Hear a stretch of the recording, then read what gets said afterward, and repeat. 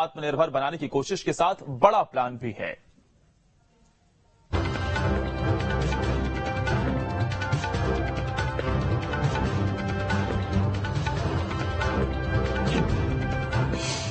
MP में गो नीति लागू करने की तैयारी।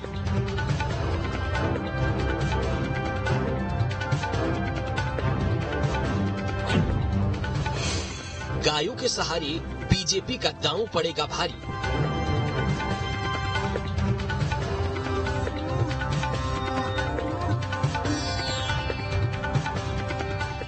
एमपी में गौ संरक्षण को लेकर सरकार और विपक्ष हमेशा एक दूसरे को घेरते रहे हैं।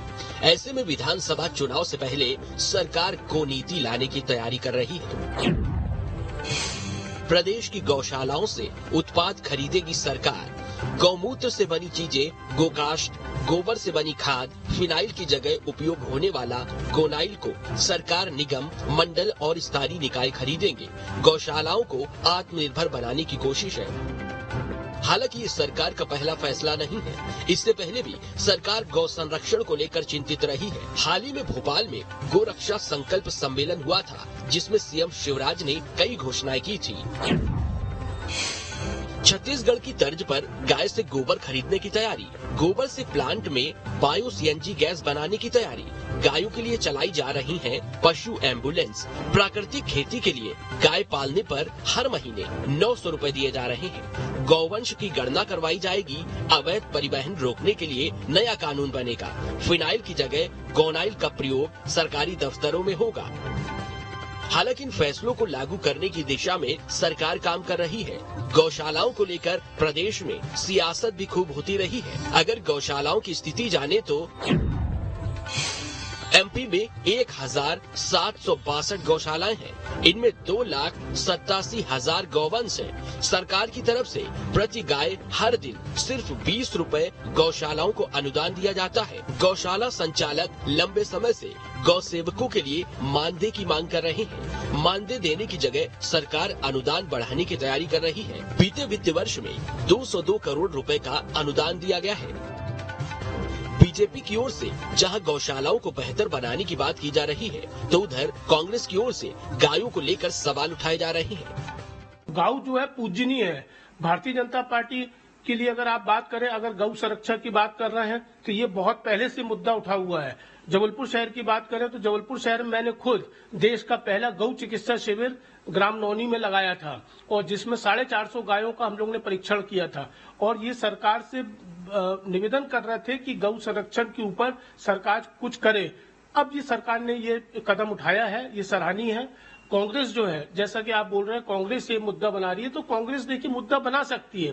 तो ये चीज आज की नहीं है, 4 साल पहले से गाय के ऊपर हम लोग काम कर रहे हैं। गौ माता के जो गौमूत्र होता है उसके लाभ बताना, गौ माता से जो उत्पाद निकलते हैं उनको सरकार खरीदेगी। ये तमाम योजनाओं पे भारतीय जनता पार्टी अभी बड़ी आक्रामक रूप से बयान दे रही है, मात्र बयान दे रही है, क्योंकि भारतीय जनता पार्टी का जो इतिहास रहा है इस प्रदेश का हर मतदाता समझता है। उससे महत्वपूर्ण ये हो कि भारतीय जनता पार्टी की सरकार है, गौ माता की रक्षा करने पर ध्यान दे। आपने देखा होगा किस तरीके से माननीय कमलनाथ जी ने गौशालाओं के निर्माण में काम करा था, अच्छा खासा बजट दिया था उस योजनाओं को, और जो कमलनाथ जी की सोच थी उसको किस तरीके से डोमिनेट किया गया, उसको किस तरीके से दबाया गया। वहीं अब चुनाव आने पर बीजेपी की सक्रियता बढ़ गई है और सरकार गो नीति पर फोकस कर रही है। हालांकि अब देखना होगा एमपी में गौशालाओं को आत्मनिर्भर बनाने में सरकार कामयाब होती है और गो नीति से आगे की चुनावी रणनीति सफल होगी। मध्य प्रदेश में नर्मदा नदी के बाद अगर कोई राजनीति का केंद्र रहा है तो वो गाय है। गाय को लेकर कमलनाथ सरकार ने भी कई बड़े वादे किए, गौशालाएं बनाने की बात कही। जब बीजेपी सरकार आई तो बीजेपी ने भी गायों को लेकर कई बड़ी बड़ी घोषणाएं की, लेकिन ये घोषणाएं जमीन पर कितनी उतर पाई, ये बड़ा सवाल है। अब नई गौ नीति लागू हो रही है, लिहाजा इस नीति से भी गौशाला चलाने वाले संचालकों को बड़ी उम्मीद है। देखना ये होगा कि विधानसभा चुनाव में ये नई गौ नीति कितनी कारगर साबित होती है। Durgesh Kumar, news state, Jabalpur. अब इसमें खबर तो यह है कि गौशालाओं को लेकर एमपी में सियासत देखी जाती रही है।